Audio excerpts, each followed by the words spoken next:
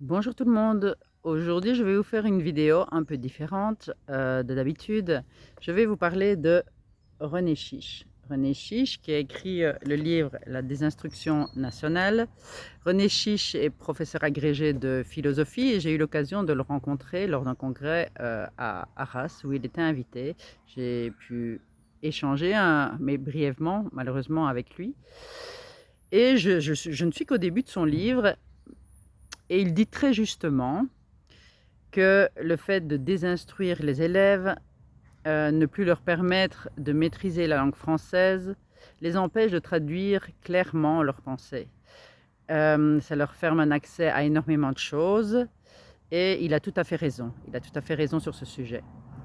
Où je voulais amener une dimension supplémentaire à ce qu'il dit, c'est le côté émotionnel.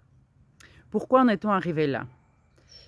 Rappelez-vous, enfin les plus jeunes ne s'en souviennent certainement pas, mais il y a déjà quelques décennies, le professeur était tout puissant, il maîtrisait parfaitement la langue, certains professeurs étaient bienveillants, d'autres étaient dans la violence, et ça engendrait des élèves qui écoutaient ce professeur qui avait le parfait langage, mais qui était violent.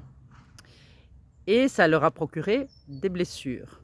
D'autres avaient des professeurs qui étaient bienveillants. Ils avaient des élèves, enfin des copains de classe qui étaient comme eux et qui maîtrisaient bien la langue française, puisqu'on était beaucoup plus strict. Même moi qui ai 53 ans, les professeurs étaient beaucoup plus stricts que maintenant par rapport aux Français.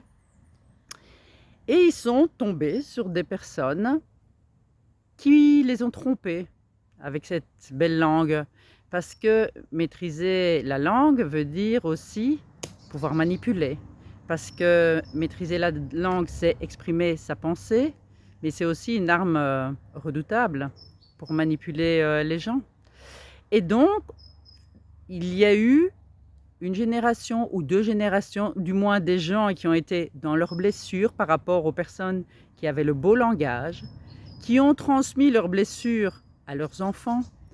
Ces enfants ont peut-être été en politique ou dans des secteurs qui font que maintenant, ils ont été ceux qui ont réformé l'école. Et c'est ce qui donne le résultat maintenant.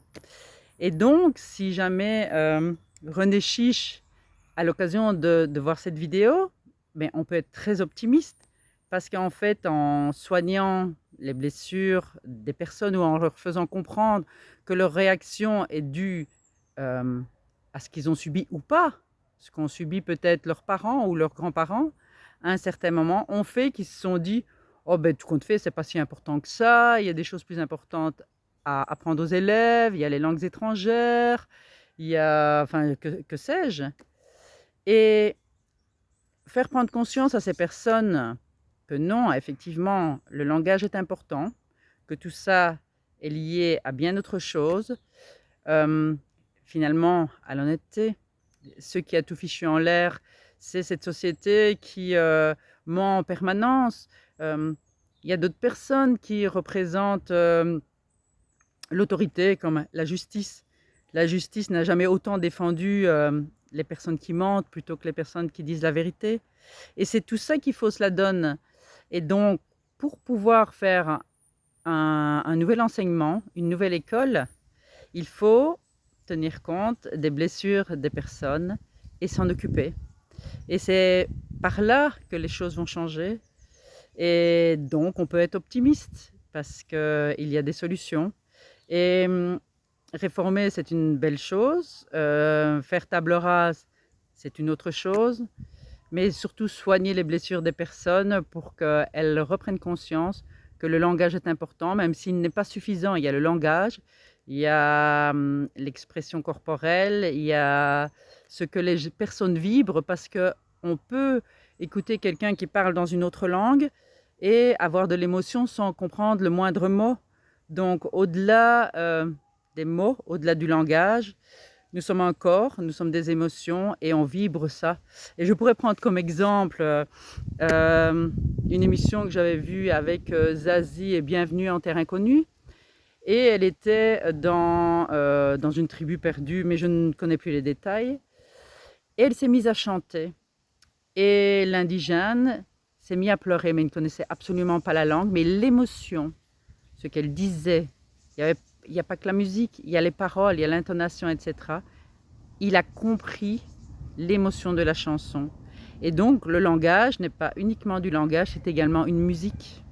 Comme les cétacés, on dit qu'ils communiquent, enfin, ils font de la musique, ils font des sons, mais ils parlent peut-être simplement comme nous, mais on l'entend comme une musique, de même que les oiseaux. Mais là, je suis en train de partir ailleurs. Et donc, s'il y a des personnes ici qui connaissent René Chiche et qui lui donnent, enfin, qui lui font passer ce message de cette vidéo, il sera peut-être intéressé de débattre avec moi, d'échanger nos idées et tous les possibles pour mettre de chouettes choses en place. Je vous souhaite une excellente journée et je vous dis à bientôt.